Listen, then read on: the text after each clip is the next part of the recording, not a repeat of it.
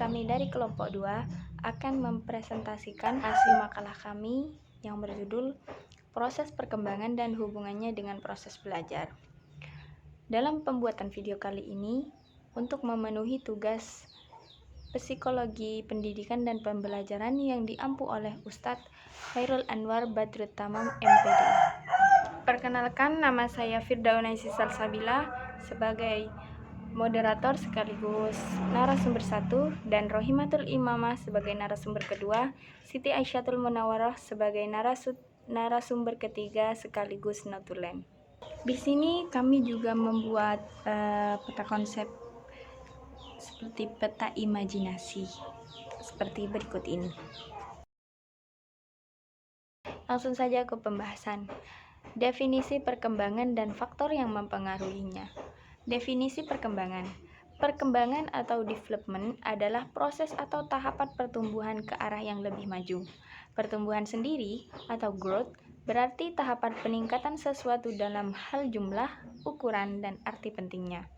Menurut Kamus Besar Bahasa Indonesia 1991, perkembangan adalah perihal berkembang. Selanjutnya, kata berkembang menurut Kamus Besar Bahasa Indonesia ini berarti terbuka atau membentang, menjadi besar, luas, dan banyak, serta menjadi bertambah sempurna dalam hal kepribadian, pikiran, pengetahuan, dan sebagainya.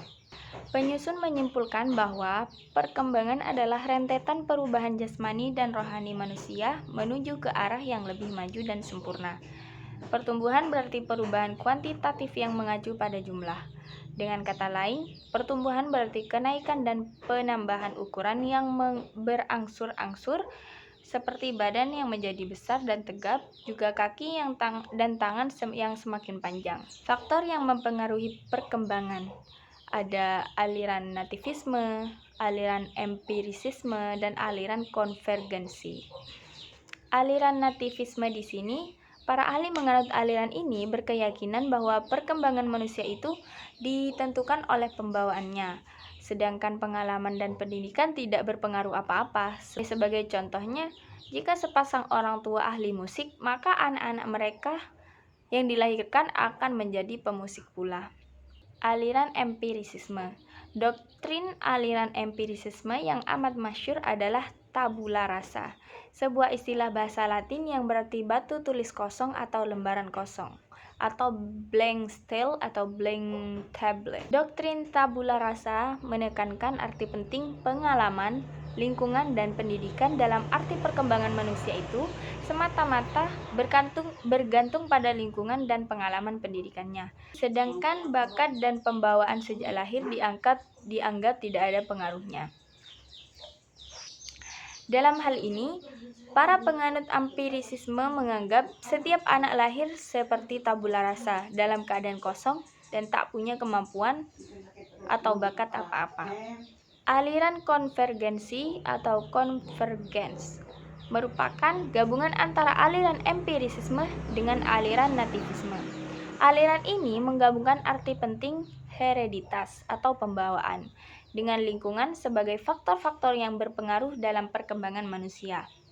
Faktor yang mempengaruhi tinggi rendahnya mutu hasil perkembangan siswa pada dasarnya terdiri atas dua macam, yaitu yang pertama ada faktor intern, yaitu yang ada dalam diri siswa itu sendiri, yang meliputi pembawaan dan potensi psikologis tertentu yang turut mengembangkan dirinya sendiri. Yang kedua, ada faktor eksternal, yaitu hal-hal yang datang atau ada di luar diri siswa yang meliputi lingkungan atau khususnya pendidikan, dan pengalaman berinteraksi siswa tersebut dengan lingkungan. 2.2 Perkembangan psikofisik dan hukum perkembangan. 1. Perkembangan fisik motor siswa. Perkembangan fisik ditunjukkan dengan adanya perubahan kuantitatif pada struktur tulang, indeks tinggi dan berat badan. Tulang belulang pada masa bayi berjumlah 27 yang masih lentur, berpori dan persambungan longgar pada awal masa remaja menjadi 350 proses diferensiasi fungsi, dan pada masa usia menjelang dewasa menjadi 200 integrasi persenyawaan dan pergeseran. 2. Perkembangan bahasa siswa. Kemampuan berbahasalah yang membedakan manusia dengan hewan, dengan bahasanya lah manusia. 1. Mengkodifikasi, mencatat dan menyimpan berbagai hasil pengalaman, pengamatan, observasi yang berupa kesan dan tanggapan. 2. Mentransformasikan dan mengolah berbagai bentuk informasi tersebut di atas melalui proses berpikir dengan menggunakan kaidah-kaidah logika. 3. Mengkoordinasikan dan mengekspresikan cita-cita, sikap, penilai, dan penghayatan. 3.3. Perkembangan kognitif siswa. Istilah kognitif berasal dari kata kognition yang berarti pengetahuan. Dalam arti luas, kognition ialah peroleh penataan dan penggunaan pengetahuan. 3. Perkembangan kognitif siswa. Istilah kognitif berasal dari yang berarti pengetahuan, dalam arti luas ialah peroleh penataan. 4. Perkembangan perilaku siswa. Moralitas dan keagamaan. Perkembangan perilaku sosial. Perkembangan moralitas. Perkembangan penghayatan. Perkembangan penghayatan keagamaan. Nah, selanjutnya yaitu hukum perkembangan. Pengertian hukum dalam perkembangan sudah tentu berbeda dengan hukum dalam dunia peradilan atau peraturan konstitusional. Hukum dalam pembahasan ini berarti kaidah atau patokan mengenai terjadinya peristiwa tertentu secara spesifik. Hukum perkembangan dapat diartikan sebagai kaidah atau patokan yang menyatakan kesamaan sifat dan hakikat dalam perkembangan. Dapat juga dikatakan hukum perkembangan adalah patokan generalisasi mengenai sebab dan akibat terjadinya peristiwa perkembangan dalam diri manusia. Yang pertama yaitu hukum konvergensi. Perkembangan manusia pada dasarnya tidak hanya dipengaruhi oleh faktor pembawaan sejak lahir, tetapi juga oleh lingkungan pendidikan. Hal ini berarti masa depan kehidupan manusia tidak terkecuali para siswa, tergantung pada proses pendidikan yang mereka warisi dari orang tua mereka, dari proses pematangan, dan pada proses pendidikan yang mereka alami.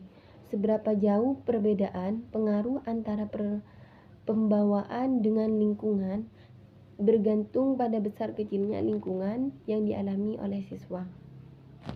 Yang kedua yaitu hukum perkembangan dan pengembangan diri pada anak balita. Wujud pertahanan diri itu berupa tangisan ketika lapar atau teriakan yang disertai pelemparan batu ketika mendapat hewan atau orang yang ada di sekelilingnya. Dari usaha pertahanan ini berlanjut menjadi usaha untuk mengembangkan diri. Naluri perkembangan diri pada anak antara lain memanifestasikan dalam bentuk bermain untuk mengetahui yang ada di sekelilingnya.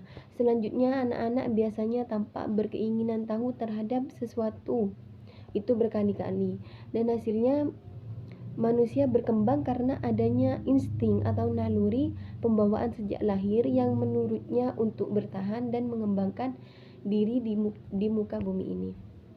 Yang ketiga yaitu hukum masa peka. Peka artinya mudah terangsang atau mudah menerima stimulus.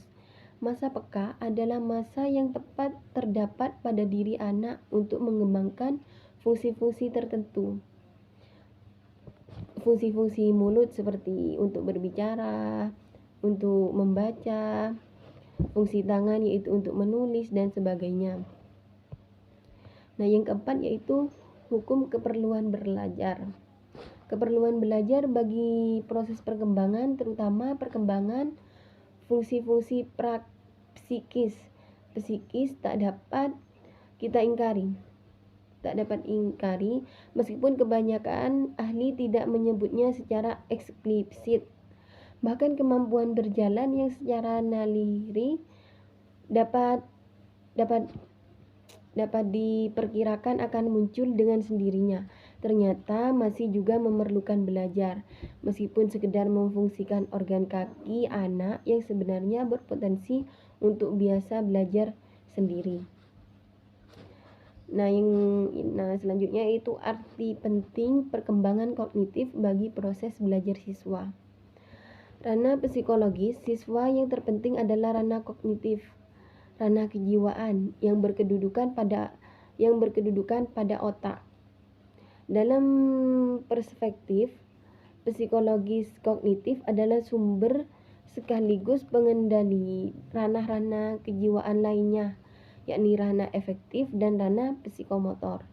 Tanpa ranah kognitif, sulit dibayangkan seorang siswa dapat berpikir. Selanjutnya, tanpa kemampuan berpikir, mustahil siswa dapat memahami dan meyakini faedah materi-materi yang disajikan kepadanya. Tanpa berpikir pula, sulit bagi siswa untuk menangkap pesan-pesan moral yang terkandung dalam materi pelajarannya yang dia pelajari, termasuk pelajaran agama. Sedangkan fungsi efektif dan psikomotor seorang siswa dipandang sebagai buah-buah keberhasilan atau kegagalan perkembangan dan aktivitas fungsi kognitif. Nah, selanjutnya itu faedah pengembangan ranah kognitif siswa. Pengembangan kecakapan kognitif, upaya mengembangkan fungsi ranah kognitif akan berdampak positif bukan hanya terhadap ranah kognitif sendiri, melainkan juga terhadap ranah efektif atau psikomotor.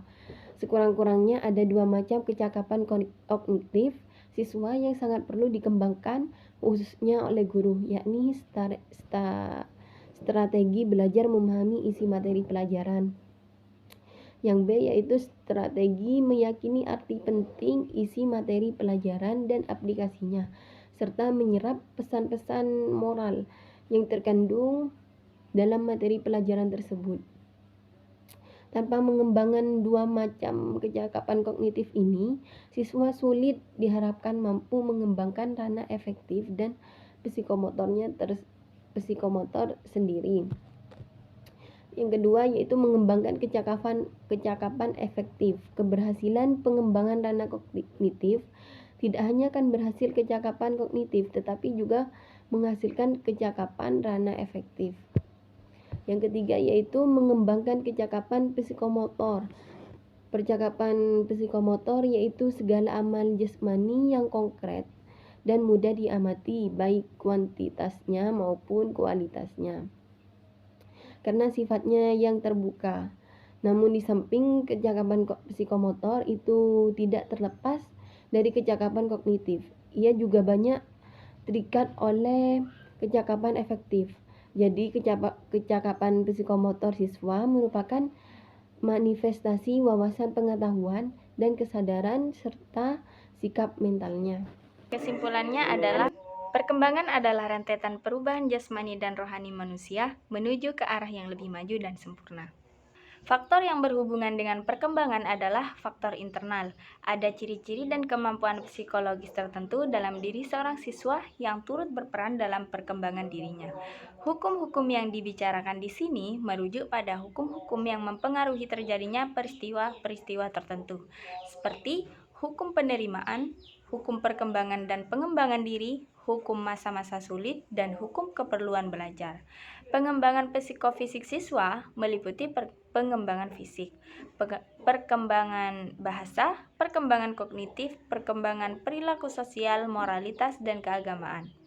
Ranah psikologis siswa yang terpenting adalah ranah kognitif, ranah kejiwaan yang berkedudukan pada otak dalam perspektif psikologi kognitif, yang sumber sekaligus pengendali ranah-ranah kejiwaan lainnya, yakni ranah efektif dan ranah psikomotor. Mungkin cukup sekian pemaparan dari kelompok kami. Jika ada teman-teman yang kurang paham, bisa ditanyakan kembali. Kurang lebihnya mohon maaf. Wassalamualaikum warahmatullahi wabarakatuh.